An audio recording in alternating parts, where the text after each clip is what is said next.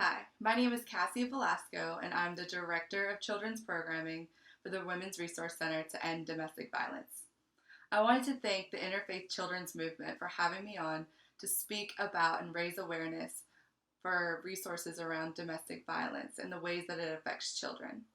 So I know that a lot of us have heard this term in one way or another, but what does it actually mean? According to the National Coalition Against Domestic Violence, DV is defined as the willful intimidation, physical assault, battery, sexual assault, and any other abusive behavior as a part of a systematic pattern of power and control perpetrated by one intimate partner against another. And this will include physical violence, sexual violence, threats, emotional violence, psychological abuse. All of these fall under domestic violence. And as we all know, domestic violence is an epidemic that affects all individuals. It can cross all borders into all communities, regardless of age, economic status, sexual orientation, gender, race, religion, or nationality. So, how common is domestic violence? National reporting shows that 20 people are physically assaulted by their partners every minute. That's 10 million people annually. Studies also show that over half of violent crime calls to police departments are constituted by domestic violence. In Georgia, just last year, police received over 65,000 calls in regards to domestic violence. In fact, Georgia ranks 8th in the nation for our rate of men killing women. From 2003 through 2018, we've lost at least 2,035 Georgia citizens due to domestic violence, and many more have gone unnamed. Additionally, 1 in 15 children are exposed annually to domestic violence. 90% of these children are eyewitnesses to the violence in their homes. The CDC has now listed domestic violence as a major adverse childhood experience, or ACEs. ACEs are known to lead to unhealthy relationships and behaviors, as well as now are linked to chronic illnesses.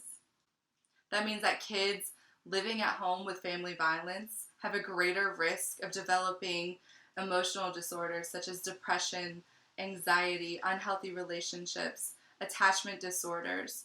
But now they're also just as likely, because of the stress left on the body, to develop chronic illnesses such as cancer, lung disease, heart disease, diabetes, and more. On top of that, studies show that if you're exposed to domestic violence at a young age, that you're 3 times more likely to become a perpetuator of violence or a victim of violence in your adulthood. So yes, domestic violence can have a long-term effect on children's brains. What we know is that trauma is stored in the brain, and that when you are in a stressful situation, such as a world pandemic, that the limbic part of the brain can activate, sending the body and the nervous system an automatic survival response, really turning on that fight or flight response in the brain. So kids might be at school or trying to learn, or maybe they're just triggered by the smallest thing and it turns on that fight or flight sensation, and in their minds they're reliving the trauma of going through that family violence in their home, and they can't turn it off.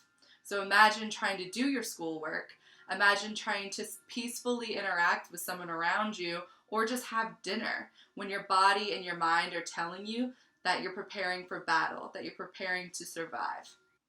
The good news is that you can rewire the brain.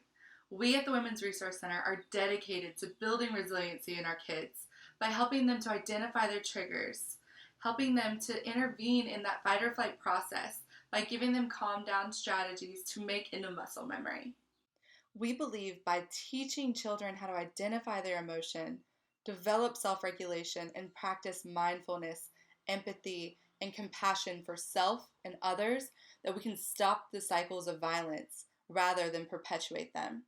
That's why our children's program at the Women's Resource Center is made up of a combination of social, emotional, and ethical learning with peace education and mindfulness. I've personally seen how giving a child the safe space to explore how they're feeling and really listening to them can launch that child into thriving in all areas of their lives. It only takes one healthy relationship with an adult to change a child's life forever. Now I ask you to join the fight against domestic violence. Whether you're able to give financially, give your time, or support, we at the Women's Resource Center are dedicated to supporting survivors of domestic violence.